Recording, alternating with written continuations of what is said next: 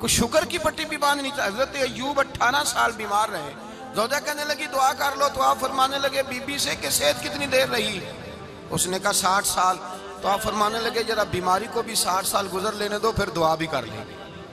یہ دعا کی اللہ، یہ لفظ کہے اللہ نے صحت دے دی، تندرستی آ گئی. ایک دن گھر میں بیٹھے بیٹھے زوجہ کہنے لگی کہ ایوب یہ بتاؤ دکھ اچھے کہ سکھ؟ آپ فرمانے لگے سارے دن ہی اللہ کے ہیں پر دکھ بڑے اچھے تھے.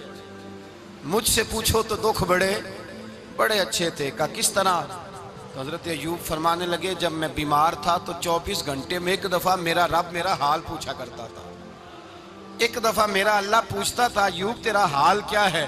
فرماتے ہیں 12 گھنٹے تو لذت ہی رہتی تھی کہ میرے رب نے میرا حال پوچھ لیا ہے، اور اگلے 12 گھنٹے میں انتظار کرتا تھا مالک حال دوبارہ کب پوچھے گا.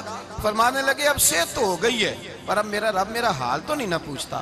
بھائی مشکلات جو ہوتی ہیں وہ تو تجھے سجا دیتی ہیں، سوار دیتی ہیں. تجھے یاد آتا ہے کوئی اپنا، جب تجھے درد ہوتی ہے نا، تکلیف ہوتی ہے، پھر تیرا دل کرتا ہے کوئی کندھا ملے جہاں میں سر رکھ کے رہوں. پھر اسی لیے تو کسی درویش سے کسی نے پوچھا تھا اپنا کون ہوتا ہے؟ تو کہا جو تجھے دکھ کے وقت یاد آئے وہ تیرا اپنا ہے. جو تجھے عین آزمائش کے وقت یاد آئے اور تجھے اس کا نمبر فوراً تیرے موبائل پہ چلنے لگے وہ تیرا اپنا سجن ہے جس کو تو دکھ کے وقت یاد کرے. تو بھائی مشکلات کے بعد جو اللہ آسانی دیتا ہے.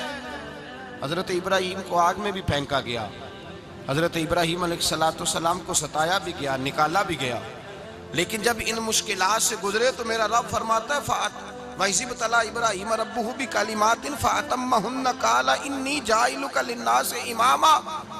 کہا جب ابراہیم پورے اترے تو پھر ہم نے انہیں امام بنا دیا. یا اللہ کس طرح کی امامت دی؟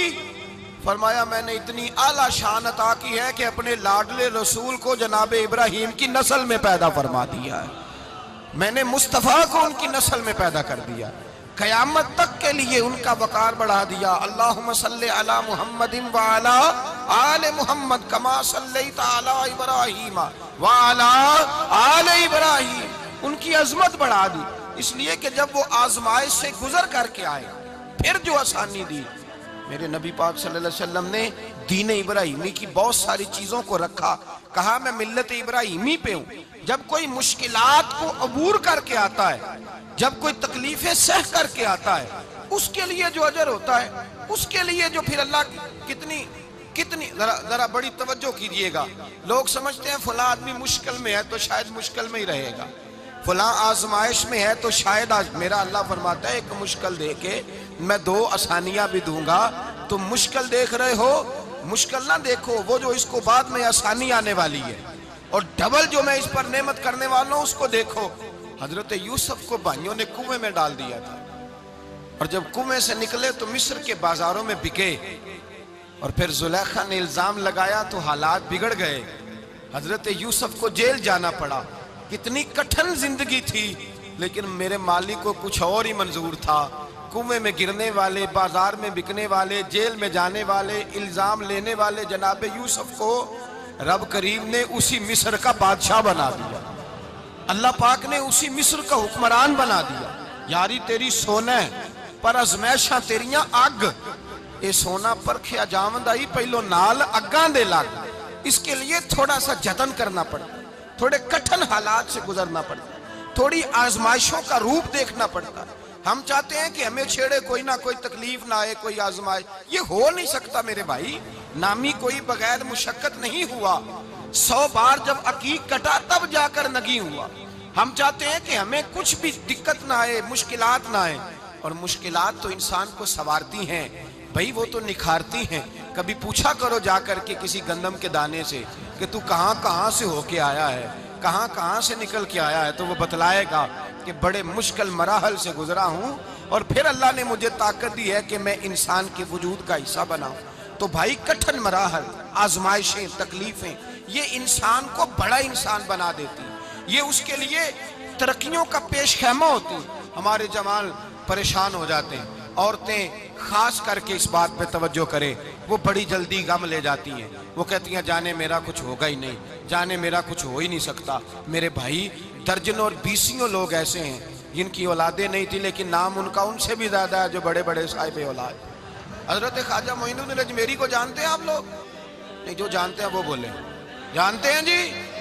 لو جی، کافی سارے جانتے ہیں، تھوڑے جی رہ گئے نا۔ جانتے ہیں نا خواجہ صاحب کو؟ ان کے کسی بیٹے کو جانتے ہوں؟ نہیں جانتے، نہیں جانتے، نہیں جانتے آپ ان کے بیٹے کو۔ حضرت خواجہ معین الدین اجمیری رحمت اللہ تعالیٰ علیہ کے بیٹے کو نہیں جانتے، لیکن ویسے آپ ہندوستان میں کسی آدمی کو چھیڑ کے دیکھیں، وہ کہے گا میں خواجہ صاحب کا روحانی بیٹا ہوں، میں اولاد۔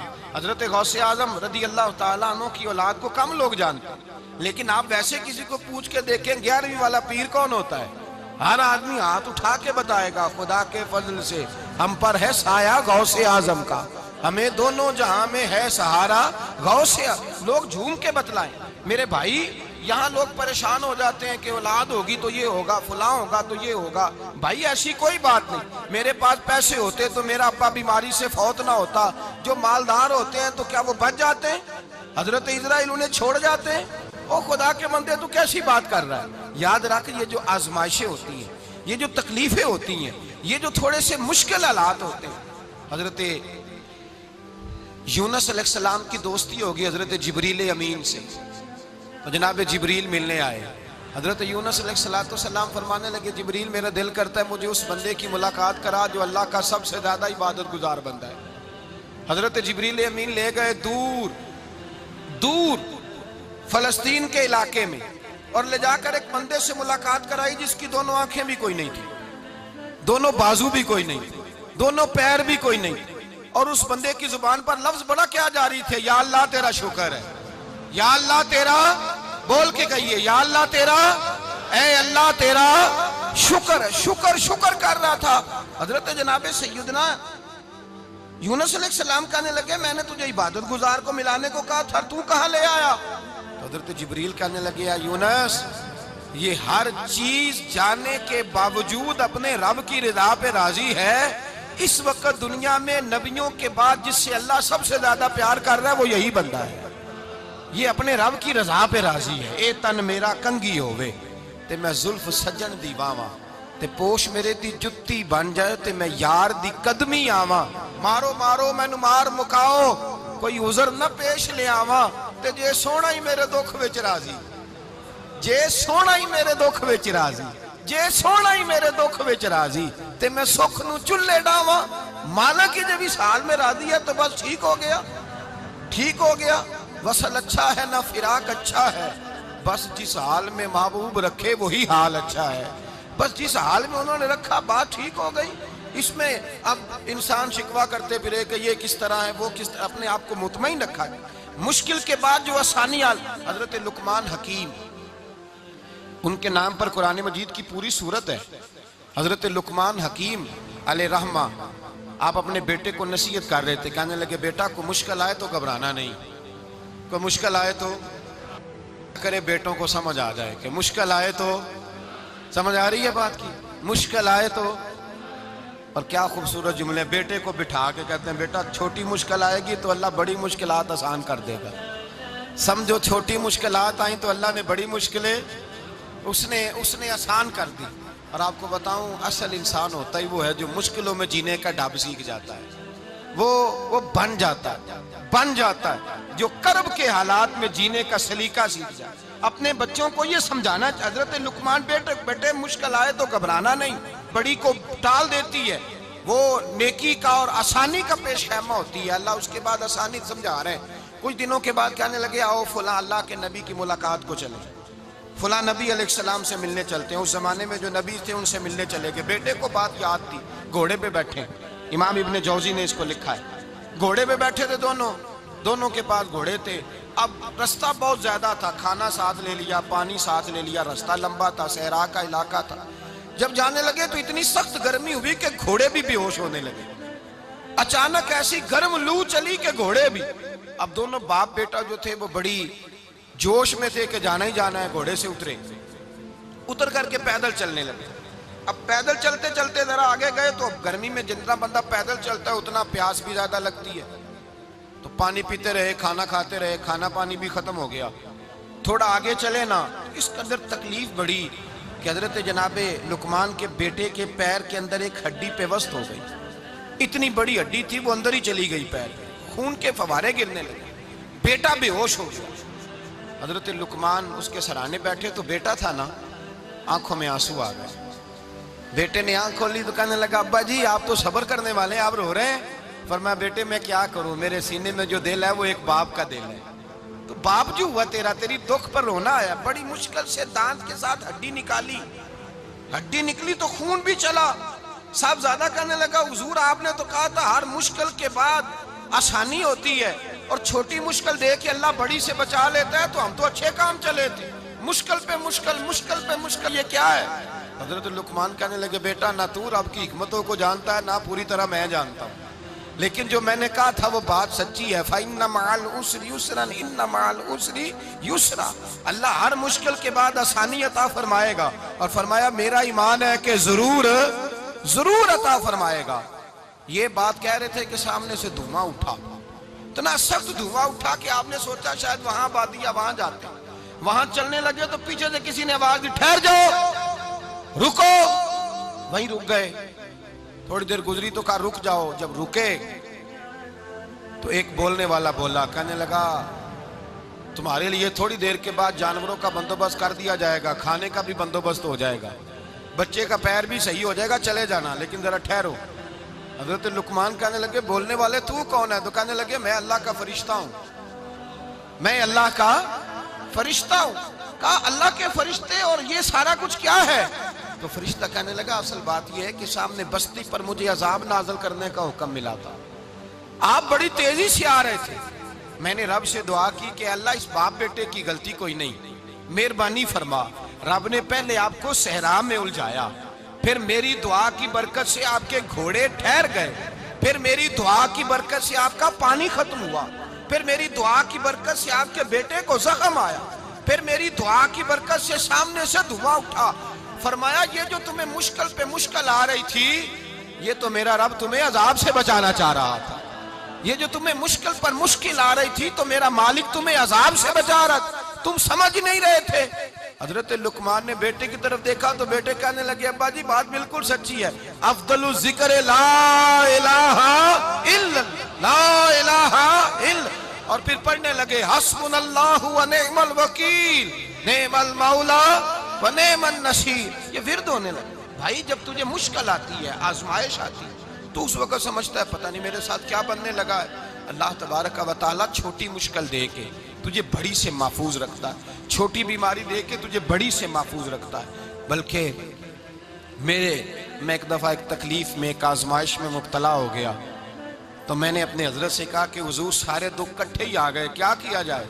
تو آپ فرمانے لگے بڑے خوش نصیب ہو، جوانی میں اللہ نے دکھ دے دیے، بڑھاپے میں آئے تو برداشت نہیں ہوتے، یہ تو بڑے وقت پہ آ گئے، شکر ادا کرنا چاہیے، اس زمانے میں برداشت نہیں ہوتے، اب آسانی ہے، ان کو برداشت کرو، ہمت کرو۔ میرے بھائی یاد رکھیں آزمائشیں، تکلیفیں آپ کو بڑا کرنے کے لیے آتی ہیں۔ ہم آزمائش کو برا جانتے ہیں، دکھ کو برا جانتے ہیں، دکھ تو بڑے پیارے ہوتے ہیں، یہ رونے کا سلیقہ سکھاتے ہیں، یہ اللہ کو منانے کا طریقہ سکھاتے ہیں، یہ مسجد میں جانے کا۔ وہ جو سکھی بندہ ہے نا، سکھی، مجھے ایک صاحب کہنے لگے دو قسم کے لوگ مدینے سے آتے ہیں، مدینہ شریف پوچھنے لگے، کہنے لگے حضرت جی دو قسم کے بندے ہیں، کچھ واپس جاتے ہوئے تڑپ رہے ہیں، کچھ تصویریں کھینچ رہے ہیں رخصتی کے وقت، فرق کیا ہے؟ تو میں نے کہا وہ جو تصویریں کھینچ رہا ہے وہ امیر آدمی ہے، اسے پتہ ہے کہ میں پھر ٹکٹ لے لوں گا، مہینے کے بعد پھر آ جاؤں گا، اور یہ مدینہ چھوڑتے ہوئے تڑپ رہا ہے، یہ کوئی غریب ہے، یہ کہہ رہا ہے پتہ نہیں دوبارہ موقع ملے کہ نہ ملے، یہ دکھی ہے، یہ آزمائش میں دکھی۔ سکھی بندہ تو مکے جا کے نہیں روتا، وہاں بھی کھڑا ہے، ڈٹ کے کھڑا، دکھی کوئی نہیں تو روئے کیسے؟ روئے کیسے؟ دکھیے دی گل دکھی آئی جانے، دکھیے دی گل، کیا خوبصورت لفظ ہے میاں صاحب کی، اور لفظوں میں حسن دیکھے، کہنے لگے دکھیے دی گل اے دکھی آئی جانے، تے سکھیے نو کی خبراں، تے یار جنہاں دے موت نے مارے روندے نہیں تک تک قبراں۔ یہ مشکل مرحلہ ہوتا ہے، جب انسان تکلیف میں ہوتا ہے پھر اسے احساس ہوتا ہے، اور تکلیف والے کو ہی تکلیف والے کی تکلیف کا احساس ہوتا ہے۔ جب آپ کو اللہ مشکل دیتا ہے تو سمجھ لیں رب آسانی دینا چاہ رہا ہے، جب تیز دھوپ آتی ہے تو سمجھ لیں اللہ گرم ہوا گزار کے ٹھنڈی بارش برسانا چاہ رہا ہے، اور جب چاروں طرف سے گھٹن ہو، پنجابی میں کہتے ہیں گمہ لگ جائے، تو پھر سارے بول کے کہتے ہیں اب جو طوفان آئے گا وہ سخت ہی آئے گا، اس لیے کہ گھٹن جتنی زیادہ ہوتی ہے پھر فضل بھی اتنا۔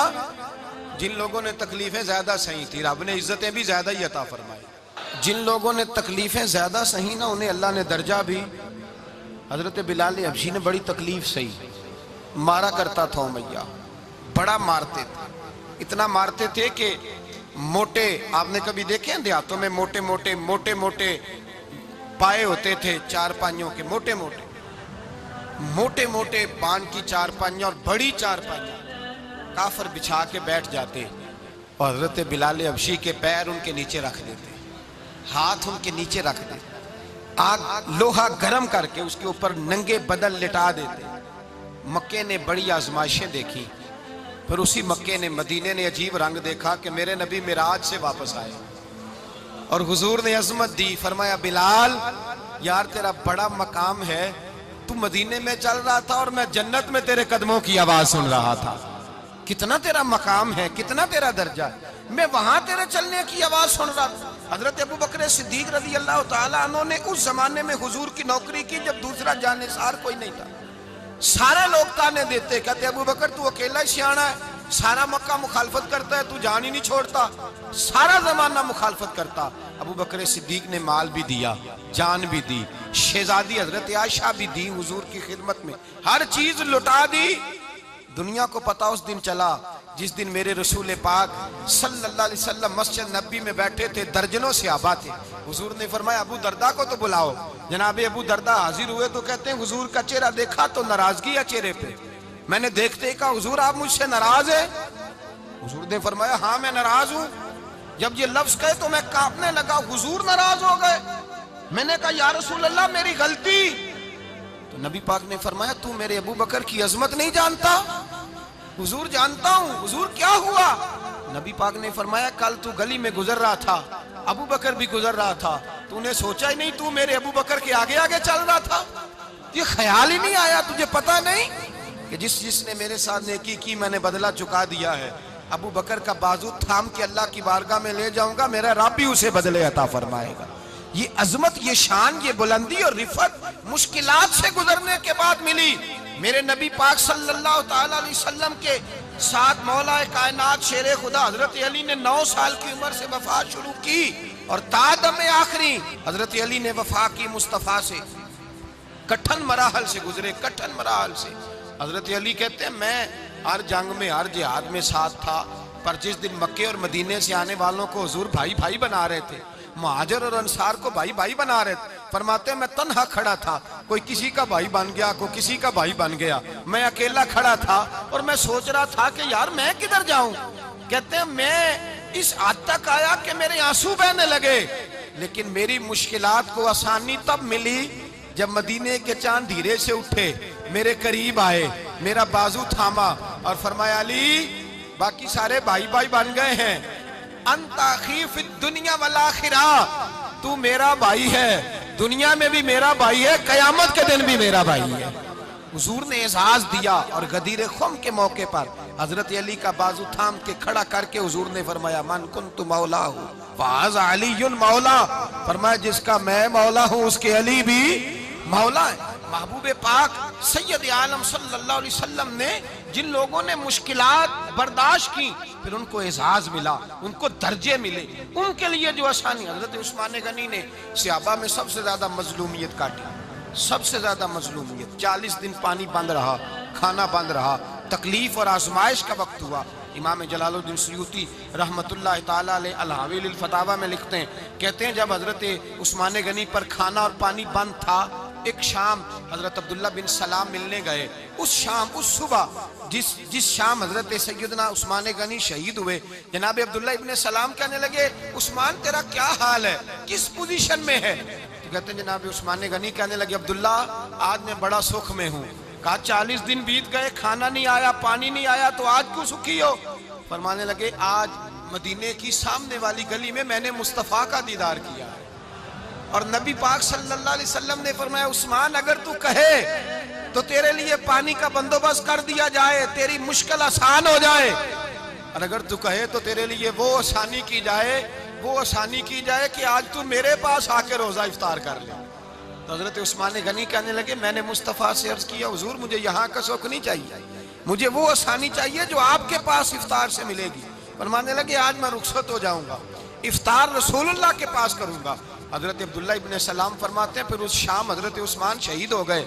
لوگ کہنے لگے عثمان شہید ہو گئے، اور میں کہنے لگا نہیں، انہوں نے جا کے نبی پاک کے دسترخوان پہ روزہ افطار کر لیا ہے۔ روزہ افطار بھائی، پھر بعد میں جو آسانی ملی ان لوگوں، جو ان لوگوں کو درجات نصیب ہوئی، کٹھن حضرت عبداللہ مزنی حضور کے غلام تھے، قبیلہ مزن کے رہنے والے، والد فوت ہو گئے، چچا نے پالا تھا، اسلام قبول کر لیا، چچا اسلام کا